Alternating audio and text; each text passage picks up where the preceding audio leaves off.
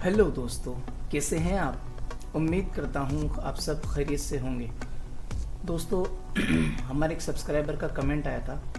उन्होंने हमसे पूछा है कि सर, फ़ोटोशॉप में शॉर्टकट कीज़ कितनी तरह की होती है और कब कब कौन सी की काम में आती है, और उस पर एक वीडियो बना सकते हो क्या। वीडियो बनाना पॉसिबल है, लेकिन एक ही पार्ट में सारी शॉर्टकट कीज़ को कवर कर पाना इम्पॉसिबल है। क्यों? क्योंकि एडोब फोटोशॉप में सैकड़ों की तादाद में शॉर्टकट कीज़ है। पता नहीं कौन कौन सी की कब कब कहाँ काम आती है। लेकिन जो टेक्सटाइल डिज़ाइनिंग, हम जो कोर्स चला रहे हैं हमारे चैनल पर, टेक्सटाइल डिज़ाइनिंग से रिलेटिव जितनी भी शॉर्टकट कीज़ है वो सब हम एक्सप्लेन करेंगे, लेकिन अलग अलग पार्ट में। इसके लिए मैं अपने यूट्यूब चैनल पर एक प्लेलिस्ट क्रिएट कर रहा हूँ शॉर्टकट कीज़ के नाम पर। उसमें हम कोशिश करेंगे कि हर वीडियो में कम से कम 5 या 6 शॉर्टकट कीज़ को कवर किया जाए और उनको अच्छी तरह से एक्सप्लेन किया जाए, ताकि आप लोगों के अच्छे से समझ में आ सके। शॉर्टकट कीज़ का भी वीडियो बनेगा। ये हमारे स्टूडेंट या हमारे सब्सक्राइबर थे, इनका नाम नरेंद्र सिंह है, और दूसरे सब्सक्राइबर एक और है हमारे, सुमन शर्मा। उन्होंने भी हमें कमेंट करके बताया है, हमसे पूछा है कि एक आप चैनल पर हार्ड डिज़ाइन बनाइए। उसका वीडियो भी हो सका तो 1-2 दिन में मैं बनाकर अपलोड कर दूंगा। लेकिन पहले आज मैं 2-3 या कुछ शॉर्टकट कीज़, जो कि हमारा शॉर्टकट कीज़ पर ये पहला वीडियो है, पार्ट 1 है, तो आज मैं इस पर एक्सप्लेन करके बताऊंगा कि कौन कौन सी शॉर्टकट की किस किस काम में आती है, और इसकी एक अलग से प्लेलिस्ट क्रिएट की जाएगी शॉर्टकट कीज़ के नाम से। तो आइए दोस्तों, शुरू करते हैं कि फ़ोटोशॉप में शॉर्टकट कीज़ कब कब कैसे और कहाँ काम में आती है। ये हमारा फ़ोटोशॉप है। फ़ोटोशॉप पे हमने एक फ़ाइल ऑलरेडी ओपन कर रखी है यहाँ पर, और ये बिल्कुल न्यू फाइल है। इसमें किसी तरीके का कोई भी वर्क किया हुआ नहीं है। यहाँ पर हम सबसे पहले देखेंगे तो हम F1 से शुरू करते हैं। कीबोर्ड में जो ऊपर की तरफ जो F1, F2, F3, F4 जो कीज़ आती है, यहाँ से हम शुरू करते हैं कि कौन सी की किस काम में आती है। सबसे पहले हम F1 प्रेस करके देखते हैं कि इस की से फ़ोटोशॉप में क्या होता है। ये हमने F1 प्रेस किया। देखिए दोस्तों, F1 प्रेस करने के बाद में ये एडोब हेल्प व्यूअर 1.1 नाम का इंटरफेस आ गया है। यहाँ पर ये एडोब फोटोशॉप जो है उसकी ऑफिशियल साइट पर ये एडोब हेल्प व्यूअर नाम का ये वहाँ पर अपलोड है। इससे जो भी आपको हेल्प चाहिए ऑफिशियल साइट से, ये ऑफिशियल साइट की तरफ से ही एडोब फोटोशॉप ने दे रखा है। अगर आपको यहाँ से कोई हेल्प चाहिए होती है तो यहाँ बहुत सारे ऑप्शन आपको देखने को मिल जाएंगे, बहुत सारे ऑप्शन हैं। तो F1 ये हमारे टेक्सटाइल डिज़ाइनिंग में किसी काम का नहीं होता है। ये वाला ऑप्शन टेक्सटाइल डिज़ाइनिंग में किसी काम का नहीं होता है। अब आते हैं F2 पे। हमने यहाँ पर F2 प्रेस किया है। F2 में ये बता रहा है the object work path is not currently available. इसमें पाथवर्क बना हुआ नहीं है। अगर पाथवर्क बना हुआ होता तो ये दिखा देता है। ये हम पाथवर्क बनाकर चेक करते हैं कि इस F2 से होता क्या है। आउटलाइन, यहाँ पर आउटलाइन क्रिएट हुई है। यहाँ पर आउटलाइन क्रिएट हुई है 2 नंबर की F2 से, क्योंकि हमने इसको कमांड देकर और एक सेटिंग के ज़रिए से इसको सेट कर रखा है F2 को। इसी तरीके से अब आइए हम F3 चेक करते हैं। F3 में क्या है। F3 ये भी the object work path is not currently available बता रहा है। तो हम पाथ वर्क बनाकर हम चेक करेंगे कि F3 से क्या होता है। ये हमने F3 दबाया तो देखिए यहाँ पर पाथ वर्क फील हो गया है।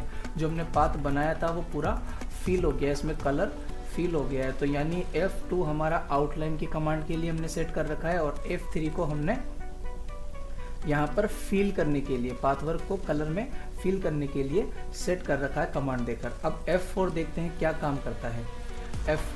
F4 वैसे मैंने प्रेस कर दिया है 2-3 बार, लेकिन कोई काम नहीं कर रहा है। इसका काम क्या है मैं आपको बताता हूँ। जैसे हमने यहाँ से इसको कॉपी कर लिया,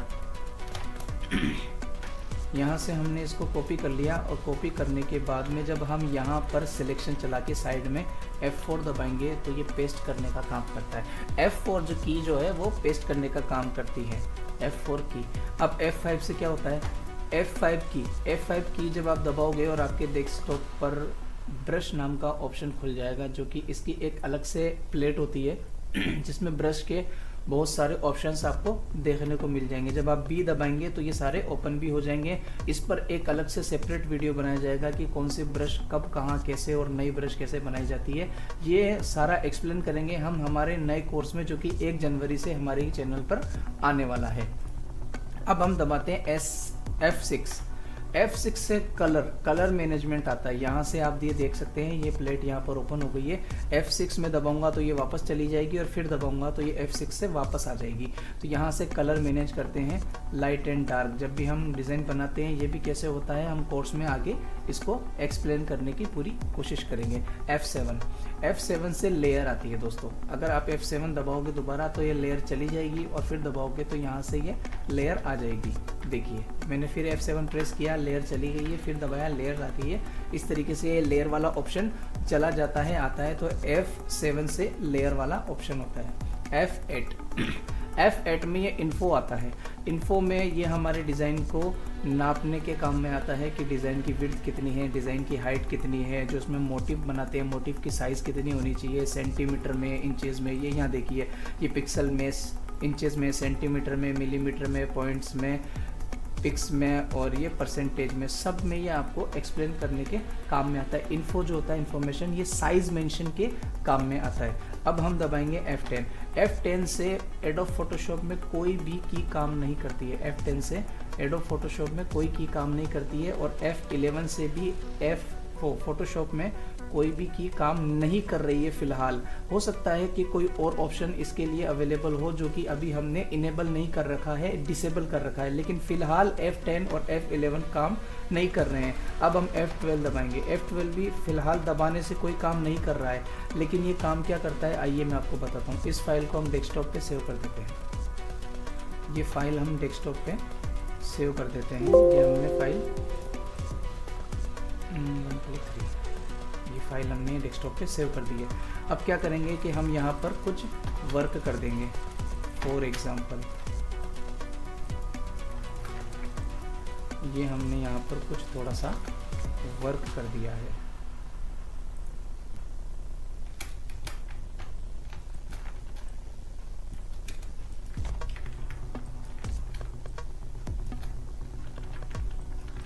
ये हमने थोड़ा सा वर्क करके ये वर्क कर दिया, लेकिन अब हम यहाँ इतना आगे आ गए। अब क्या चाहिए, हमें क्या करना है कि हमें वापस वही हम देखना है कि डिज़ाइन सेव कहाँ की थी, या हमसे कोई काम गड़बड़ हो गया। मिसाल के तौर पे मैं इसको यहाँ पर सेव कर देता हूँ, इस फाइल को। ये मैंने इस फाइल को एक मरतबा फिर सेव कर दिया। सेव करने के बाद में मैंने इसे बंद कर दिया। अब हम अपनी उसी फाइल को ओपन करते हैं। ये अब हमें चाहिए वापस ब्लैंक पेपर, हमें ब्लैंक पेपर चाहिए। अब हम क्या करेंगे, F12 दबाएंगे। यहाँ से हमने F12 दबाया, देखिए जहाँ पर ये डिज़ाइन सेव थी वापस वहीं पर चली गई है। जहाँ हमने इस डिज़ाइन को सेव किया था ये डिज़ाइन वापस वहीं पर चली गई है। इससे क्या होता है F12 से कि जब हम लास्ट टाइम जहाँ सेव करते हैं डिज़ाइन को वापस वहीं ले जाता है जिस जगह हमने सेव की थी। चाहे हमने 1 घंटे पहले सेव की हो, 2 घंटे पहले, या अगर सुबह में सेव की थी और शाम तक हमने फाइल सेव नहीं की है, तो जब हम F12 दबाएंगे, चाहे दिन भर में हमने जितना भी काम किया होगा, ये सब को रिड्यूस करके वापस आपको वहीं ले जाएगा जहां आपने लास्ट टाइम सेव की थी। तो बार बार आप अपनी फाइल को सेव करते रहें, ये गलती ना करें, कहीं ऐसा ना हो कि आपका काम किया हुआ चला जाए, आपकी सारी मेहनत चली जाए। तो बार बार सेव करते रहें। अब मैं इसे यहाँ सेव कर देता हूँ। सेव करने के बाद जब मैं इस फाइल को वापस ओपन करूँगा तो ओपन होते ही ये देखिए, ये हमें यहाँ पर इसका वर्क मिल जाएगा। तो F12 जो होता है वो सेव किया हुआ जहाँ हमने सेव किया था वहीं पर वापस ले जाने के काम में आता है। दोस्तों F1 से लेकर F12 तक हमने आज एक्सप्लेन किया है और ये तकरीबन 9-9.5 मिनट की वीडियो हो गई है। ज़्यादा वीडियो बनाना, ज़्यादा लंबी वीडियो बनाना पॉसिबल नहीं है, क्योंकि अब देखने के लिए भी दोस्तों टाइम चाहिए होता है। इतना टाइम आजकल किसी के पास होता नहीं है, तो मैं कोशिश किया करता हूँ कि 10 मिनट के अंदर अंदर ही वीडियो बनाया करूँ। एक गुजारिश मैं आप लोगों से करना चाहूँगा कि अगर अब तक आपने हमारा चैनल सब्सक्राइब नहीं किया है तो हमारा चैनल सब्सक्राइब कर लें। आपकी जो भी नीड है, आपकी ज़रूरत है, आप हमें बताएं, आप कमेंट करें, हम आपके कमेंट का जवाब भी देंगे। और हमें लगा कि वीडियो बनाना पॉसिबल है तो हम आपके कमेंट पर 100% वीडियो ज़रूर बनाएंगे। दोस्तों अगर अब तक आपने हमारा चैनल सब्सक्राइब नहीं किया है तो हमारा चैनल सब्सक्राइब कर लें और बेल आइकन को प्रेस कर ले कि जब भी हम न्यू वीडियो अपलोड करें तो आपके पास भी नोटिफिकेशन पहुंच जाए। और एक और ख़ास ज़रूरी बात, आप अगर जयपुर शहर में जॉब तलाश कर रहे हैं, जॉब ढूंढ रहे हैं और आपको अभी तक कोई जॉब नहीं मिली है या वैकेंसी नहीं मिली है, तो आज ही YouTube पे जाए और we are hiring in Jaipur, we are hiring in Jaipur नाम से एक YouTube चैनल है, उस चैनल को सब्सक्राइब कर ले, क्योंकि 1 जनवरी 2025 से आपको जयपुर में आने वाली प्राइवेट सेक्टर की जितनी भी नौकरियां होंगी, चाहे आप किसी भी फील्ड में हो, चाहे आप मेडिकल लाइन में हो, चाहे आप इंजीनियर लाइन में हो, प्राइवेट सेक्टर की मैं बात कर रहा हूँ, गवर्नमेंट सेक्टर की बात नहीं कर रहा, गवर्नमेंट जॉब की बात नहीं कर रहा। प्राइवेट सेक्टर में आप चाहे किसी भी फील्ड में हो, चाहे आप कारखाने में काम करते हो, फैक्ट्री में काम करते हो, चाहे आप किसी मिल में काम करते हो, या आप कहीं भी ड्राइविंग करते हो, या आपको वॉचमैन की नौकरी चाहिए, या आपको कुक शेफ की नौकरी चाहिए, या आप कहीं पर गार्ड बनना चाहते हैं, जो भी XYZ जो भी प्राइवेट सेक्टर में नौकरियां होती है, वैकेंसी होती है, हम उस चैनल पर वहाँ पर अवेलेबल करवाएंगे, वैकेंसी भी अवेलेबल करवाएंगे। और इंटरव्यू कब होंगे, कहाँ होंगे, कैसे होंगे, इंटरव्यू देने के लिए आपको कहाँ जाना पड़ेगा, सारी की सारी इन्फॉर्मेशन आपको उसी चैनल पे मिलेगी। उस चैनल का नाम है we are hiring in Jaipur. अगर आप जॉब की तलाश में हैं तो उस चैनल को ज़रूर सब्सक्राइब करें, क्योंकि आपकी ज़रूरत का ख्याल उस चैनल पर ज़रूर रखा जाएगा। बहुत बहुत शुक्रिया दोस्तों, फिर मिलेंगे अगले वीडियो में किसी नए टॉपिक के साथ। तब तक के लिए शुक्रिया।